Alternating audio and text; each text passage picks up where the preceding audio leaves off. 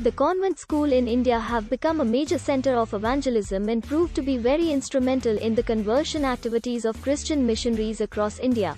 Parents in India always ensure their wards get modern and disciplined education, and for that, they enroll their children in the overrated convent school so that their child could pursue a secure career.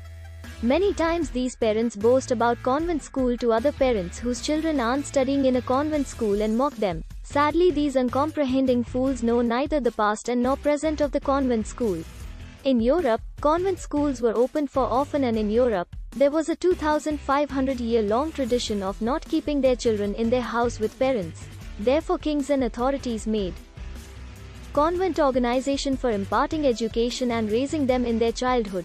That's the reason why male teacher in the convent is often called as father, since they don't know who was their real father who gave them birth.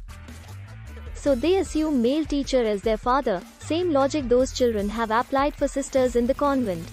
In India, the first convent was started by East India Company in Calcutta during the reign of Robert Clive, who became king of Calcutta after the Battle of Plassey. But at that time Hindus were very much rooted to their culture, traditions, and values, so no one sent their children in convent, and this compelled Britishers to make a law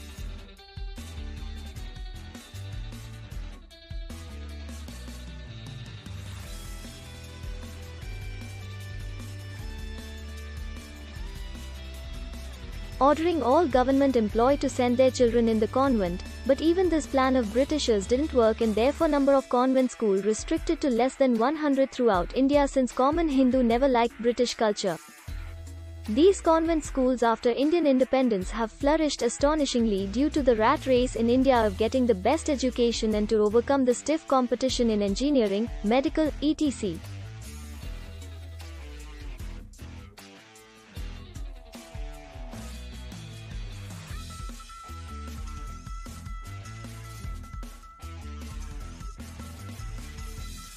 But the foremost reason for the continuous growth of convent school is that Hindus have morally buried their ancient religious scriptures and have inclined towards westernization, in which they have gone so mad and blind that they eventually end up becoming anti-Hindu idiot. The convent schools have a religious affiliation with the church, and these churches have very deep close ties with local authorities and political leader, which provide them all type of aids so that they could hide their main aim of conversion of children to Christianity from the world's eyes. The teaching of history in the convent is very distorted, and their textbook bluntly vilified the freedom fighters like Bhagat Singh, Chandrasekhar Azad, Udham Singh as terrorists, and Britishers are praised and respected in their syllabus. Maharana Ranjit Singh, who struggled against Britishers during his time, was portrayed as a dacoit, and Jats, who were considered very brave, chivalrous, and intrepid soul, have been called as slaves of Britishers by convent school books. As per their books, Rani Lakshmi Bai was not any valiant women freedom fighter, but she was a woman who had an affair with a British officer. This absurdity is being fed into the minds of innocent children, and a wrong image of our freedom heroes who fought selflessly against the colonial powers gets fabricated in them. Inside the convent school premises, the walls of convent school are full of biblical lines and phrases of Jesus Christ. The school diary also contains many stanzas and references from the Bible. This is nothing but an indirect attempt to shape the mindset of pupils in such a way that they admire Christianity only. Whenever any annual function gets held in convent, then it starts with a prayer of Jesus Christ and sympathetic references made in the event, so that children and their parents also feel more affinity with Christianity. In many convent schools, every Friday children gather at nearby church and perform prayer under the auspices of church father. As a result, the children embrace Christianity and hates Hindu religion and believes that divine power of Jesus is supreme, or if not Christian, then becomes an atheist. Many other notorious ways have been formulated by convent school. One of them is that the bus driver of convent school intentionally stops a bus in the passage and pretends that it stops due to some technical faults, and then he asks every child to take the name of whatever goddess they revere at their home. Innocent children take name of Hindu deities, but bus doesn't start. Then he asks children to take the name of Jesus. As the children take the latter's name, the bus driver starts the bus, and an ominous false feeling gets embedded among children that Jesus is powerful than Hindu gods. These idiocies are perpetrated by convent school for the conversion of Hindu children. The convent school not only spread Christianity by psychological tactics but also are very hostile towards the Hindu religion, and not even a vestiges of Hindu traditions are tolerated in their school. This is evident from their rules of punishment, under which having tilak on your forehead is prohibited. You cannot wear rakhi in your hands in their school. Many times holidays on Hindu festivals like Diwali, Holi are not granted in the school. Children are forced to chant that Jesus is the only creator of God.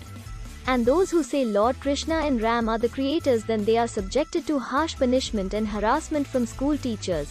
Despite all their nefarious activities, no stringent action never any government dared to take against them due to their strong influence in the Indian political parlance, which is quite easily seen from that fact that as per Indian government, churches are second highest holder of land after Govt of India, even more than Indian Railway. These land they have got at only rupee 1 per 1000 hectare per year for 99-year lease. These lease agreement were done prior to the partition, and till now this agreement aren't made null and void by Indian government. These churches are taking all undue advantages of democratic system and exploiting our nation just like Britishers.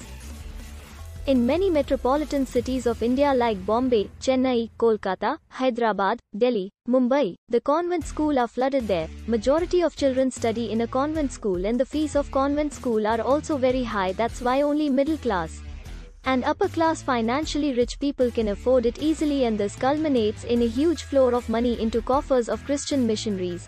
For instance, in Mumbai, 92% children enrolled in a convent school are Hindus and only 2.5% children belong to Christianity, and the total annual income of these schools is close to about 18,000 crore per year. If we add the above metropolitan cities and B grade cities of India, then their annual income exceeds 100k crore very easily. Our ancient heroes and the eminence of Hindu Vedas and spirituality. Once the flow of money gets diverted from convent to gurukuls, then the facilities there would also bolster with passage of time. Our nationalist freedom fighter Bal Gangadhar Tilak's best answer to your enemies is by simply boycotting them both politically and financially. So let's implement this now and encourage every Hindu parents to send their pupils in Arya Samaj based school or in gurukuls, so that they could not only bring laurels to their parents but also they would be able to know about the great Hindu tradition. Our ancient heroes and the eminence of Hindu Vedas and spirituality.